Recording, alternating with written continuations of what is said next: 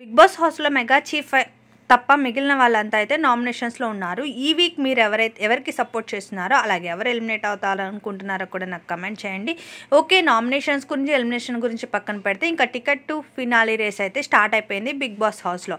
Anyway, big boss హౌస్లో entry ఇచ్చిన అఖిల్ అలాగే హారిక ఇద్దరు ఎంట్రీ ఇచ్చారు big boss ticket to finale రేస్కి టాస్క్ గురించి అనమాట. టాస్క్లో అయితే 5 మెంబర్స్ పాల్గొన్నారు. టేస్టీ తేజ, అలాగే గౌతమ్ కృష్ణ, రోహిణి, అలాగే విష్ణుప్రియ, వీళ్ళు నలుగురు అయితే పాల్గొన్నారు.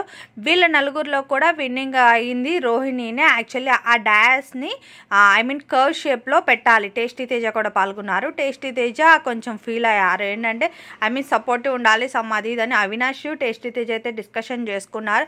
ఇంకా వీళ్ళ నలుగురు అయితే టికెట్ టు ఫినాలీ రేస్లో అయితే ఈరోజు జరిగిన భాగంగా అయితే వీళ్ళ నలుగురు పార్టిసిపేట్ చేసిన దానిలో విన్నర్ అయితే రోహిణి అయింది. ఇంకా రోహిణి విన్నింగ్లో భాగంగా హారిక అయితే ఎత్తుకుని తిప్పేసింది అనుకోండి.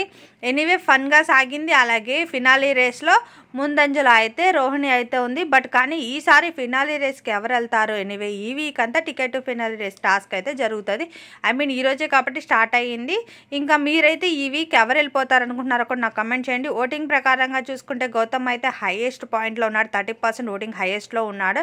ఎనీవే, ఎండింగ్లో అయితే పృథ్వీ, టేస్టీ తేజ, విష్ణుప్రియ ఉన్నారు. బట్ వీళ్ళు ముగ్గురులో ఎవరు వెళ్తారనేది చూడాలి.